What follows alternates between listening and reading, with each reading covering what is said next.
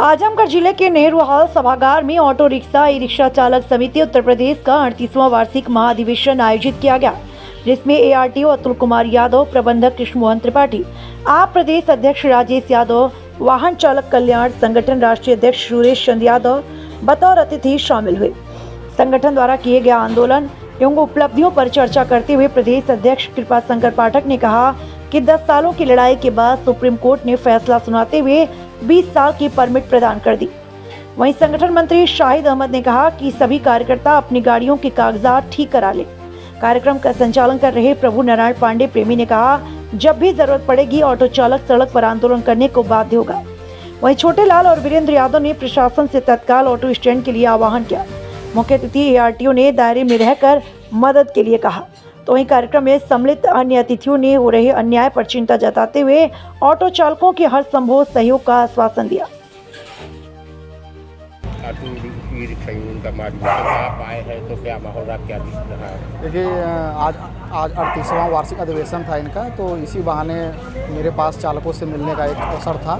सड़क सुरक्षा के दृष्टिगत जो है हमने उनको कुछ जानकारी दी, हेल्थ कार्ड का वितरण किया और जिलाधिकारी महोदय का स्पष्ट निर्देश है कि जनपद में स्वस्थ वाहन और स्वस्थ चालक दोनों चीज़ें होनी चाहिए। तो उनको मैंने फिटनेस के बारे में भी बताया और वो अपनी आँख और कान और स्वास्थ्य का परीक्षण करें, जिससे कि जो भी कोई भी यहाँ का नागरिक उसके साथ यात्रा करे टेम्पो में, ऑटो में, तो वो सुरक्षित रहे।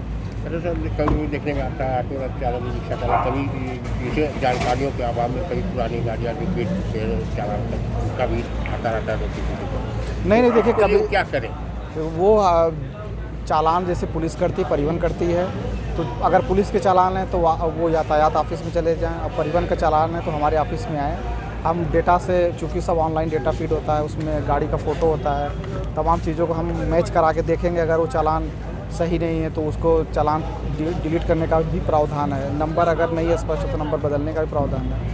जो भी समस्या है वो संपर्क करें, समाधान किया जाएगा। सर, इन दिनों जो है प्राइवेट वाहनों में जो हेडलाइट लगा रहे हैं, बाहर से प्राइवेट में लेकर लगवा रहे हैं और रात में चलने में काफ़ी असुविधा महसूस है। इस काफ़ी एक्सीडेंट हो रहा है सर इसके दौरान। नहीं, हेडलाइट क्या मैं समझ नहीं पा रहा हूँ। जो बल्ब लगाते हैं सर, तेज आ रही है, मरकरी जो लाइट लगा रहे हैं सर, वो काफ़ी तेज होती है और छोटे वाहन जो है प्रभावित हो जाते हैं और एक्सीडेंट होने की संभावना बढ़ जाती है। अच्छा, तो अब ये तो अभी मैं इसको देखूंगा और उन वाहन चालकों को और जो वाहन स्वामी हैं उनको इसके संबंध बताया जाएगा कि इस प्रकार से न करें।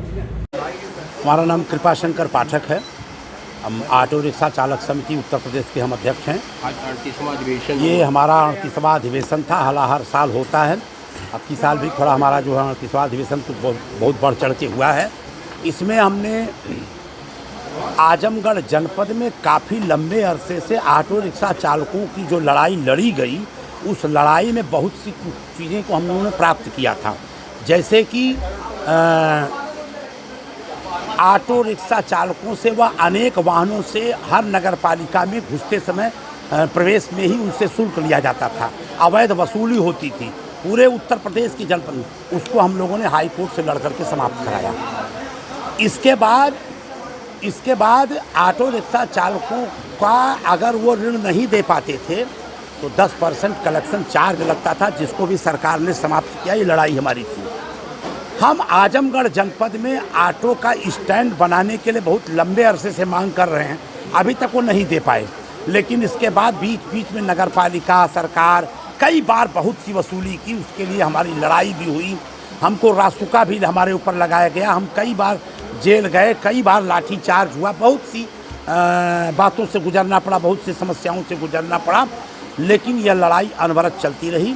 जो आज भी हम कहते हैं कि अगर स्टैंड आप नहीं दे रहे हैं और चालान कर रहे हैं तो कहते हैं भाई ये खड़ी थी नो पार्किंग में। तो हम पूछते हैं कि आपकी पार्किंग कहाँ? जब आप पार्किंग नहीं दे पा रहे हैं तो आप जो है चालान क्यों कर रहे हैं? और माननीय मुख्यमंत्री महोदय कहते हैं कि जो फर्जी स्टैंड है, तो हम कहते हैं कि आपका ओरिजिनल स्टैंड और फर्जी स्टैंड है कहाँ आजमगढ़ में? तो वो तो बताइए कम से कम कि केवल जो है। अच्छा, आजमगढ़ में हम तमाम प्रकार का ड्राइवर का टैक्स देते हैं, परमिट का टैक्स देते हैं, फिटनेस का टैक्स देते हैं, अनेक प्रकार का टैक्स देते हैं। कहाँ चलेंगे हम? रोड पर नहीं चलेंगे। हम हवाई जहाज़ में उड़ के चलेंगे, हमको रोड पर खड़ा नहीं होने देंगे। कहीं कोई पुलिस मारता है, कहीं कोई कुछ करता है, कहीं कोई अब्यूजिंग करता है, तमाम समस्याएं। इन सारी समस्याओं को लेकर के लड़ाई लड़ी गई। और एक सबसे प्रमुख बात ये कि यहाँ पर तमाम तरह के लोग, ये जो लड़ाई लड़ी गई सड़कों के निर्माण के लिए, हालांकि हमने दीवानी कचहरी और जो ये ओवरब्रिज बनाए गए, इसमें भी हमने मांग किया था कि दीवानी कचहरी में भूतल बनाया जाए। ओवरब्रिज जो बनाए गए वो हम लोगों की डिमांड थी। 14 ट्रेन चलाया गया। आजमगढ़ विकास संघर्ष समिति, ऑटो रिक्शा चालक समिति, जन किसान कल्याण समिति के संयुक्त तत्वाधान में यहाँ आजमगढ़ में 14 ट्रेन चलाई गई। किसी नेता ये कह लीजिए कुछ कोई MP MLA या नहीं कह सकता कि हमने विधानसभा में आंदोलन किया, धरना किया, प्रदर्शन किया। ये हम लोगों के आंदोलन से चला है। ये सारी बातों को भी लोगों को बताना था, सड़क चौड़ीकरण कराना, डिवाइडर बनाना, ये सारी बातें थी। देखिए, आजमगढ़ की सबसे प्रमुख समस्या पार्किंग को लेकर के, और योगी आदित्यनाथ का एक प्रतिनिधित्व करने के लिए प्रोफेसर आए थे अभी हफ्ते भर पहले, उनसे बात की गई इस मामले पर। उन्होंने नोट भी किया कि मैं आदित्यनाथ योगी के सामने इस बात को रखूंगा। देखिए, कहना और सुनना, ये तो योगी आदित्यनाथ, मैं समझता हूँ कि तीसरे चौथे मुख्यमंत्री, हम तो कई मुख्यमंत्री देख चुके, बराबर आंदोलन चलता है। लेकिन एक बात यह भी कहना पड़ेगा आप लोगों के माध्यम से, एक कलेक्टर और कप्तान जो लोग आते हैं ना, यह लोग भी अपना बोझा फेंक के भागते हैं।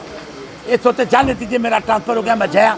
अब जब तक रहते हैं तब तक सोचते हैं, इसके बाद गए तो गए, कोई चीज़ सोचते नहीं। ये कोई मतलब ये निष्ठापूर्वक सोचे कि नहीं हम आजमगढ़ जनपद के लिए, इसके लिए मैं तो समझता हूँ कि सुहास हलवाई को धन्यवाद दिया जाना चाहिए। उन्होंने बहुत कुछ किया इस मामले में। रोड के निर्णय तो सिंगल रोड था, उसमें भी आप सोच लीजिए कि रोड निर्माण के लिए हमने मांग किया था तो हमको 9 दिन जेल जाना पड़ा। ये सब सारी चीज़ें हैं। आज का विदेशन संपन्न हुआ तो आगे किन मुद्दों को लेकर संपन्न हुआ, क्या लोगों को अपने संगठन को अन्याय के खिलाफ हमारी लड़ाई रहेगी, और फिसल के गिरते हो तो फिर से संभलना सीखो। अंधेरों में चिराग रोशनी बन के जलना सीखो। आएगी मुसीबत तो हर मुसीबत से लड़ना होगा। सर पे कफन बांध के सड़कों पे निकलना होगा।